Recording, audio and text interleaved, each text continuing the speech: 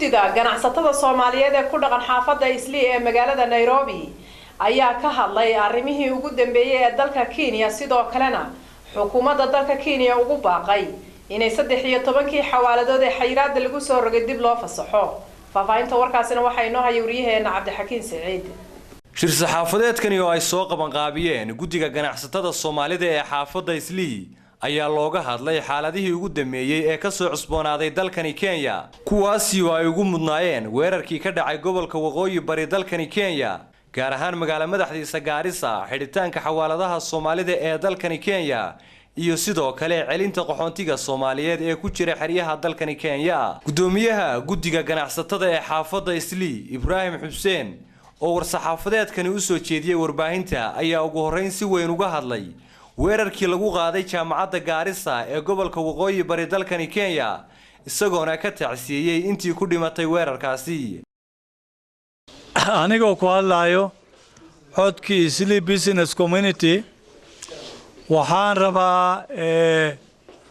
inaan idin sheego ama dadweynaha aan u sheegno dunida idil arrintii ka dhacday Mandaweyto Gaarisa oo arday Garissa University College diganaysay oo si aan bili-aadanimo ahayn loo laayay oo aad iyo aad aan ugu xunnahay taxsiyadaasi ayaan horta u diraynaa dadkii walaalaheen ahay oo ilmahaasayto ay ka dhinteen taxsiyada ayaan u diraynaa waxaa kale oo ayakan u hambalyeynaa oo Ilaahay ugu baryaynaa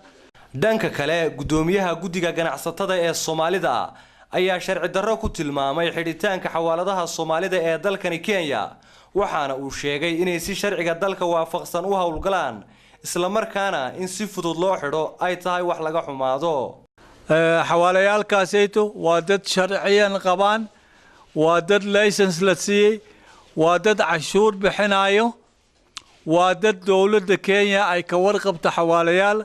qaar ilaa 20 sano ayay shaqadaasi ayay wadeen sida aawadeed ayaka oonan la taxgelinin ama aan loo sheegin ama aanba waxba la weydiinin dawladdu waxay samaysay inay xawaaladihii ay xiraan taa waxaan leenahay raalli kama nihin waa sharci darro ugu dambeyntii mar gudoomiyaha wax laga weydiiyay aragtida guddiga ganacsatada Soomaalida ee ku aadan celinta qaxoontiga Soomaaliyeed ee ku jira xeryaha dalkani Kenya waxa uu ugu jawaabay adeer waxaa jira refugees ka ay kana sharci bay leeyihiin ugu soo boodmayeen markan waa soo gabagabay waxaan yiri sharciga in la raaco ama hadii la xidaayo sharciga lagu xidaayo waa in loo soo maro ma isfahanay